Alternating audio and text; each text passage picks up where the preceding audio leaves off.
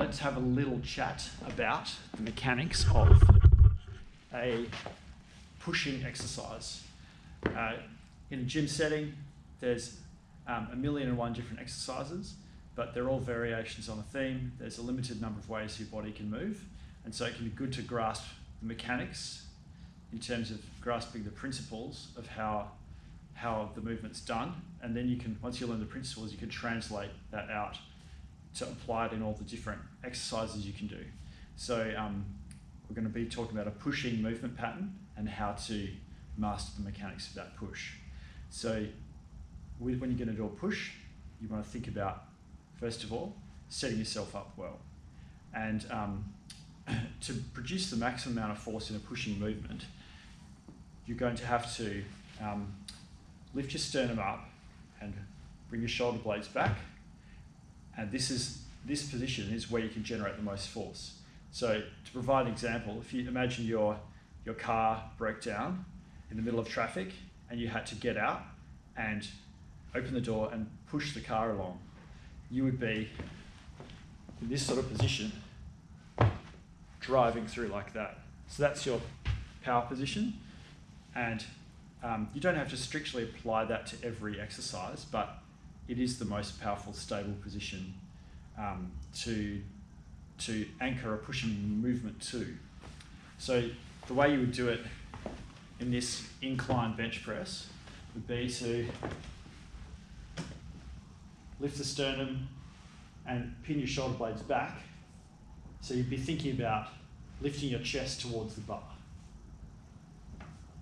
And then you're going to allow your arms to come down before you drive up.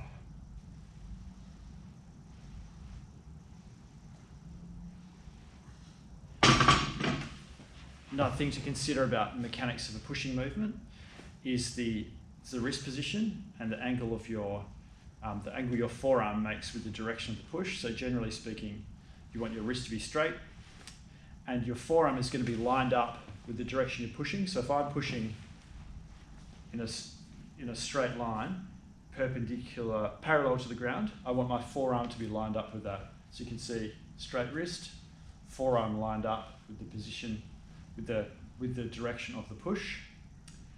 And what this means for a pushing movement is that if you imagine a bench press, as you're lowering your weight down, you want to maintain that position with your forearm angled in the direction of the push, and that's may have to move around in space. It's not necessarily going to be up here. It may come a little lower, and so if you can see here that this is kind of following a bit of an arc.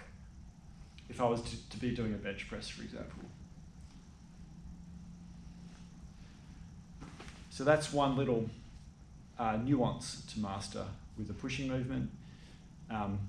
The fundamentals are you're going to have to generate a lot of force and provide good stabilization of the shoulder joint, in particular the shoulder blades, the scapula. You're going to think about sternum up, shoulder blades back, push away, come back with a straight wrist and vertical forearm. Hope that helps.